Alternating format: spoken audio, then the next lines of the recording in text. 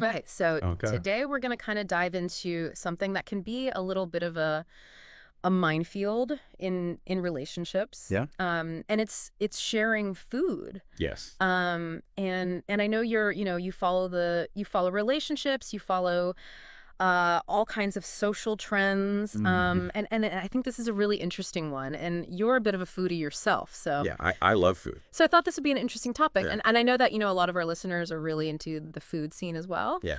Um, so we're going to do a deep dive today Okay. on this idea of sharing food in relationships. Yeah. And I think, most of us have been there at some point where, Yeah. you're on a date or you're with your partner and maybe you're eyeing their plate or they're reaching for your plate. Absolutely. And it can get a little awkward. Yeah, definitely. It's fascinating how something so basic to our survival and enjoyment, right? Like food has become so emotionally charged Yes. and intertwined with all these unspoken rules, especially Yeah. when you're in a romantic relationship. Yeah, I mean, it's just food, right? But it's not just food. Exactly. It is definitely something more. It's about boundaries. It's symbolic. It's about it's very symbolic. Yeah. And so that's what we're gonna do today. We're gonna sort of unpack that Okay. that idea, that question I love it. of food sharing. Yeah. We're gonna look at why people feel strongly about it, both for it and against it. Right. And hopefully give our listeners some things to think about Absolutely. in their own Yeah. relationships. Yeah, because, I mean, it's not How to deal with it. like a one-size-fits-all, is it? Yeah, What works for one couple might be a disaster for another. exactly. And I mean, some people are like, "Get your fork out of my plate," or vice versa. but others, it's like, let's try everything together. Yeah, let's get two different dishes and we'll share. Exactly. Yeah. That's something. So we're gonna kind of delve into all of that. Perfect. We've got some great source material. Okay. And hopefully by the end of it, Yeah. you'll have some takeaways for your own relationship. Well, I think it's important to start by recognizing that, food sharing, Yeah. it isn't just one thing, right? Right. There's this whole spectrum. Yeah. Like, are we talking about offering somebody like a tentative bite of something? Right. Or are we talking about swapping full plates? Right. Like those are two very different acts. Yeah. And those different levels of sharing, they come with all these implications. Yeah. Right. And comfort levels. Yeah, absolutely. So I think acknowledging that range Yeah. is important. Yeah, I mean, some people are just fine with just a little nibble, Right. Exactly. Here, try this. But then other people are like, no, this is my plate. Yeah, this is my domain. Yeah. My food, don't touch it. And it's almost like food can represent like this personal space, this territory. This is very territorial. And that's where I think this connection between food and emotions gets really interesting. Yeah. Because food can be so deeply symbolic. Yeah. Representing comfort, connection. Right. And even like a sense of control or ownership. Yeah. When someone's like, don't touch my fries. Right. It's not really just about the fries, is it? It's the principle of the thing. Right. It's about boundaries. Yeah. It's about respect. Respect. Yeah. And it's interesting because even in the closest relationships, Yeah. we still need to maintain a sense of self, I think. Yeah. And that's where food comes in. Yeah. So I think we need to, sort of look at the arguments both for and against sharing. Okay. Let's start with the positives. Okay. So on the pro sharing side, a lot of the sources that we've looked at really highlight how sharing food can actually be this really powerful way to strengthen a bond between partners. I mean, it makes sense. You're sharing something that you enjoy. Right.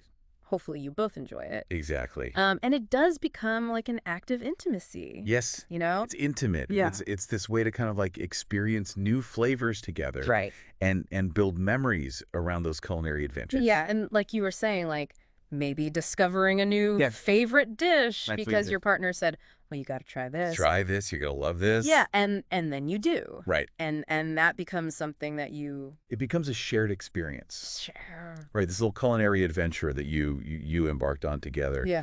And actually, one of the sources that we looked at, there's this couple, and they talked about how they fell head over heels for this specific cuisine. Oh, wow. After trying it on a date night. Interesting. And they said, like, we never would have discovered this if we hadn't been open to sharing that experience. Yeah, you kind of limit yourself if you don't. Totally. And so it's a fantastic point, right? Yeah. Sharing food, it kind of like expands your culinary horizons. Right.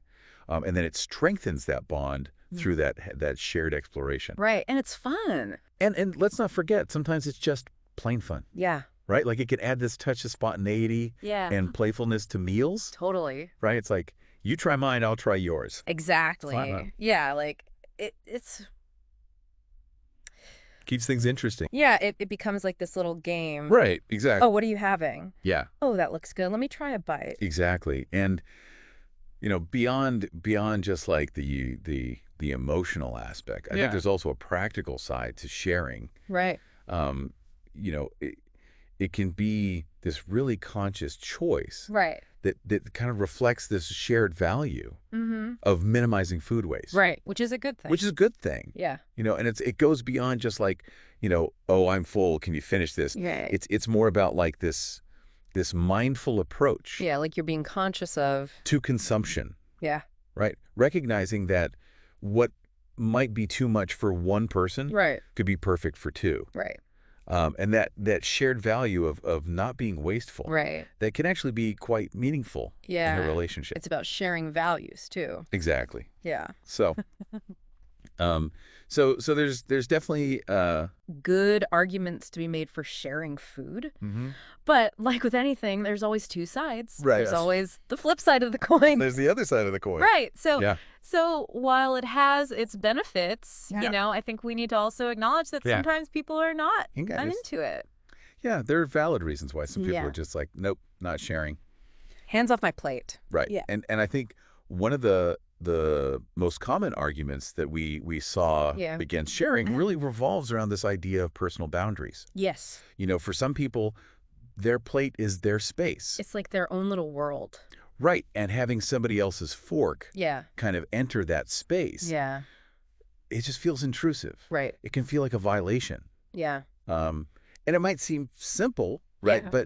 But that feeling of discomfort should not be dismissed. Yeah. Just because you're okay with it Right. doesn't mean everybody is. Exactly. Yeah. And actually one of the sources, they quoted someone saying, and I love this, they said, "My food is my food." Yeah, like get away. Right. Yeah. It's just, it really like underlines that sense of ownership that some people have when it comes to their meal. Yeah.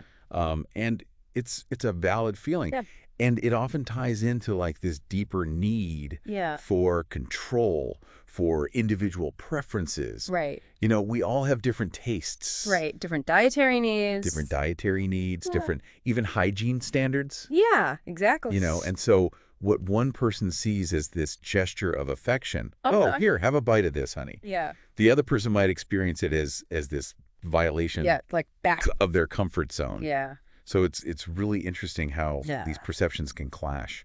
And you brought up, hygiene, and that is an important point. You don't always know where those forks have been. Know where those forks have been. Yeah. And Yeah, you don't want to get into it. Right. You don't want to get into it. And beyond that, right? Like there's the very real issue of food allergies. Yeah, it's a big and dietary restrictions. Right. I mean, huge. Yeah, even a tiny bite of the wrong thing. Yeah, it can be life or death. Can have serious consequences. Yeah. So, in those cases, sharing is simply not an option. Not an option, yeah. It's just not worth the risk. It's not worth the risk, yeah. Right. So we've got these compelling arguments for and against sharing. Yeah. And I think a lot of couples struggle with this. So how do we navigate this culinary minefield? Yeah, how do we find that sweet spot? How do we find that sweet spot? Yeah. Where everybody's happy. And not have it end in an argument. Nobody wants that. Yeah, because food should be enjoyable. Absolutely. It shouldn't be a source of... It should bring people together. Yeah, stress and tension. Not tear them apart. Yeah. Right. So... we got to figure this out. Yeah. All right, let's delve into that. Let's do it. I think I think the key here is communication. Communication, yeah. Like open, honest. Like most things in relationships. Yeah, exactly. You got to talk about it. You got to talk about it. Yeah. And, all the sources that we looked at, they really emphasize this point that couples need to actually discuss their feelings about food sharing. Right. And not just assume. Or like, what are your expectations? Yeah, like, are we sharers? Yeah. Are we not sharers? Do you have any What are the boundaries? Yeah, any boundaries. Yeah. Like, what are you okay with? Yeah, because it's about Are you okay with sharing appetizers? understanding and respecting each other's comfort levels and preferences. Yeah, because like you were saying, some people are cool with appetizers being shared. Right. But then when it comes to the main course, is off limits. It's like hands off. Yeah. Yeah. This is mine. And then other people are fine with sharing a dessert. Right. But maybe not. Or maybe there are just certain foods that are just off the table for sharing. Yeah. For whatever reason. For whatever reason. And that's totally fine. Yeah. As long as you talk about it. Exactly. As long as you talk about it. Because and I think that's the biggest takeaway here. It's just communication is so key. Yeah, because setting those boundaries up front, it can really prevent so many problems. A lot of misunderstandings and resentment down the line. And hurt feelings. Yeah. Yeah, for sure. Yeah. And I thought it was really interesting. One of the sources actually talked about this idea of share zones. Yes, I love that concept. Yeah, tell me more about that. Okay, so basically it's like... Is this an actual thing? Do people do this? Well, it's I don't know if people actually call it share zones, but it's this idea of having this designated space. Okay. Like maybe it's on the table or even specific dishes that are explicitly meant for sharing. Okay. So it's like... So everybody knows. Everybody knows, right. Okay, we can all share this. This is for sharing. But my plate's off limits. This is for us. Got it.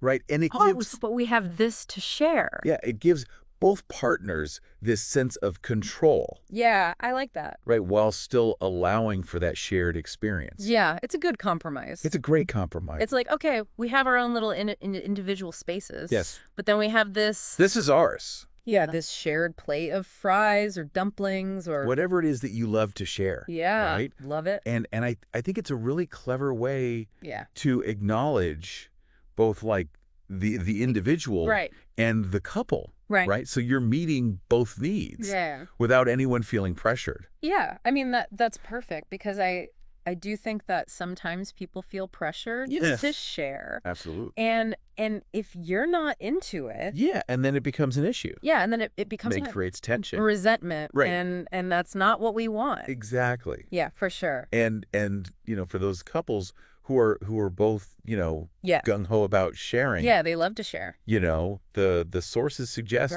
turning it into a ritual. Oh, okay. Right? Make it intentional. Like a like a little ritual. Yeah, like a fun thing. A fun part of your dining experience. Not just like, oh, here, have a bite. Right, not just random bites here and there. Yeah. But like maybe you always order a dessert to share. Oh, I like that. Right. Yeah, we always share dessert. Or you take turns. Okay, nice. Each week.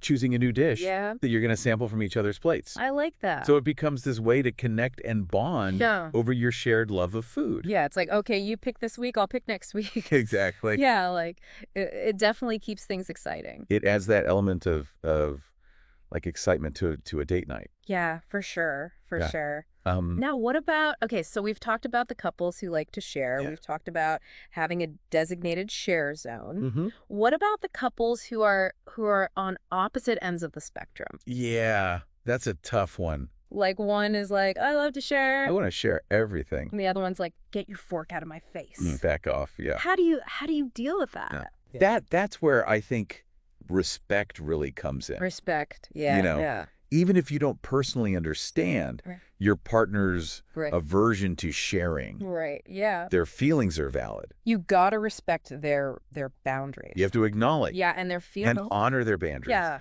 And sometimes that means like, okay. You're not sharing. We're just not going to share. Yeah. Right. That's okay. And that's okay. Yeah. And the sources really emphasize this point. Yeah. It's about prioritizing the relationship. Right. Over your own personal preferences. Yes. You got to pick your battle. Because forcing someone to share when they're clearly uncomfortable is just going to create create tension. Yeah, it's going to backfire. It's going to backfire. Big time. Right. It's not worth it. It's not worth it. Yeah. The goal, yeah. I think, should always be to find joy in the meal together, whether that involves sharing or not sharing. Exactly. It's about finding what works for you. It's about the company. For both of you. Yeah, you're sharing a meal, you're sharing hopefully a good time. Exactly. And it's interesting because we were looking at those listener stories. Yeah, we were talking about those. From Yeah, those are really interesting. The source material. They were because it was fascinating to see how these real life couples they approach this in such different ways. Approach this issue. Yeah. And there are these contrasting perspectives. Totally. But they're all valid. Yeah. Within the context of whatever works for them. Of their own relationships. Yeah. You do you. Yeah, exactly. So the one that really stuck with me was the listener who just absolutely loves sharing. One who loves to share with their partner. Yes. It's like this cherished. They made it like a tradition. Sure, and for them, yeah. Like we're going to order different things and we're going to... It enhances their dining experience. Try each other. It makes them feel more connected. Yeah. And they order different dishes. Yeah. Specifically. Yeah, so that they can try each other's. With the intention of swapping bites. Yeah, I love that. Turning dinner into this fun, interactive adventure. It's like an adventure every time you go out to eat. And then you have that other listener who was like, nope. Absolutely not sharing. Don't even think about it. And their partner had to learn to respect that boundary. Yeah, and they seem to be doing fine. And they seem to have found a balance. Yeah. That works for them. Yeah, they made it work. Right. So it just goes to show that there's no one-size-fits-all approach. There's no right way to do it. Yeah. Every couple has to figure out their own dynamic. Yeah. When it comes to food. Yeah. And I think that's a good... And that dynamic might even evolve over time. It's not like you figure it out in the beginning. Right, exactly. Well, what worked at the beginning. You're done. Right, of the relationship might need to be adjusted. Conversation. Right, as you get to know each other better. Right. If your comfort levels change. Yeah. And I mean, one of you might get sick. Exactly. And then you're like, oh, I'm not really into sharing right now. No sharing. Yeah. Right. So it's all about communication and adaptation. It is a fluid thing. Yeah. So that's great. That's a good overview of kind of some of the things to think about. Did anything else kind of stand out to you from the research? One thing that I thought was really interesting, and it wasn't explicitly addressed in the material we were looking at, but I just thought about it as we were, doing this deep dive. Yeah. Is how much do you think cultural background and upbringing kind of plays into all of this? Oh, absolutely. Because like in some cultures. I mean, in some cultures, sharing food. It's very communal. It's ingrained in the social customs, right? Yeah. It's a way to show hospitality. Yes. Generosity. Yeah, and it's considered rude. And to strengthen those communal bonds. Yeah. You know? And I think growing up in certain families, it's almost second nature. Right. Like you just to pass plates around. You pass the plates around. Try a little bit of this. Yeah. Try a little bit of this. Try a little bit of that. Try a little bit of that. Yeah. And it's almost expected, right? I mean, it's expected. It's like Yeah. Whereas in other cultures, the emphasis might be more on individual portions. Yeah, on individual portions and respecting that personal space. Respecting that personal space. Sharing meals. Yeah, and so I think that definitely shapes. So I think those early experiences can really shape our comfort levels with sharing, sometimes without us even realizing it. Consciously, yeah. Yeah, it's like this unspoken language. Like it's just how you were raised. Yeah, around food. Yeah. And when you bring two people together, right, and then you're bringing different backgrounds. These two backgrounds together, right, and they clash. It can create those awkward moments or misunderstandings and arguments potentially. Yeah. Yeah, for sure. But it also creates an opportunity for growth and understanding. Yeah, I mean, I think that's what we're trying to do here. By recognizing those differences exist. Yeah. Just create a dialogue. Yeah. Couples can start to have those conversations. Oh, well, I never really thought about it like that before. The individually culturally influenced. Right. But it makes so much sense. And find ways to kind of bridge that gap. Yeah. And it's just so fascinating to think about something as seemingly simple as sharing a meal. Sharing a meal. Yeah. can reveal so much Yeah. about our cultural influences. Yeah, and our personal boundaries. And our personal boundaries. I guess. It's a reminder that Insecurities. even in the closest relationships, Yeah. open communication That's key. is key to navigating those differences. Communication is always key. Absolutely. Pretty much to everything. And that brings us to our final takeaway for you today. Hit me with it. Okay, so there is no universally right or wrong answer when it comes to food sharing in relationships. The magic formula. There's no judgment. There's no judgment. Okay. The magic formula lies in open communication. Okay. Yeah. Respecting boundaries. Yeah. And finding that balance. Those boundaries. That honors both partners' needs and preferences. And preferences. Right. Right. It's about finding that sweet spot. Sweet spot, yeah. Where everybody feels comfortable and happy. Yeah, I like it. And respected. So as you're thinking about this, as you're listening to this, and you're maybe thinking about your own relationship and your own your quirks. Yeah, quirks, exactly. Yeah. Here's something to think about. Okay. How do you think your own cultural background or upbringing That's a good question. might be influencing how you feel about sharing food? Yeah, that's a really good question. Yeah. And how can you use that awareness? Yeah, and then how can you take that and have a conversation to have a more open, with your partner, and compassionate conversation? With your partner. And maybe that conversation is we create a share zone. Exactly. Yeah. Maybe it's creating a designated share zone on your next date night. Yeah. Or maybe it's just, simply having that conversation. Yeah. What are you cool with? About which dishes are off limits. What are you not cool with? And which ones are fair game. Do you even care? Yeah. Right. Some people don't care at all. Some people don't care. Yeah, some people are just like, whatever. Whatever. But the point is to talk about it. To have the conversation. Yeah. Whatever approach you choose. Yeah, I mean, just remember. It's all about. It's about finding that balance that brings joy. Connection to those shared meals. Shared meals. Beautiful. Yeah. Love that. Beautifully said. Food for thought. Food for thought, indeed. Yeah. Thank you for joining us on this. Thanks for joining us on this deep dive into food sharing. Delicious deep dive. Yeah. This was great. It was fun. I learned a lot. Me too. Yeah. Until next time. Happy eating. Happy eating. Yeah, and it's like you're saying, it's like an unspoken language, you know? Like you learn it. It's like this food etiquette that we pick up. Yeah, and you don't even realize it. Right. It's just how you were. It's just how you were raised. Yeah. And so then when you come together with a partner, right, and you have these two different who has a completely different set of unspoken rules. Yeah. Right. And then you've got a problem. That's when the clashes happen. Yeah, that's when you get the awkward moments. Yeah, the awkward moments, the misunderstandings. Yeah, the argument. Yeah. Yeah, and that's why we're talking about this. Exactly, because we're trying to help people avoid those. Yeah, or at least just, have a right to understand. Yeah, and work empowering where it's coming from. So you can navigate it better. Yeah. I mean, this has just been really eye-opening for me. Yeah, me too. I really never thought about it in terms of, you know. It's like this whole how much our culture hidden dimension. Yeah. It's a hidden dimension of our relationship. To our relationship. That we don't often think about. Yeah, for sure. But I mean, food is such a big part of our it's so central to how we connect. Yeah, it's how we connect, it's how we celebrate. It's it's holidays, it's everything. It's everything. Yeah. So it makes sense that it would play into our relationships as well. Yeah. Okay, so the takeaway here? The takeaway. What's the takeaway? Is that there is no right answer. Okay. There's no right way to do this. It's all about communication. Communication. Respecting those boundaries. Respect, yeah. And finding that balance. Finding that sweet spot. It works for both of you. Yeah, you and your partner, that's it. That's it. All right. Well, I think that's a great place to... I think it's a great place to wrap it. Wrap it up. Yeah, this has been a really interesting conversation. Yes, it has.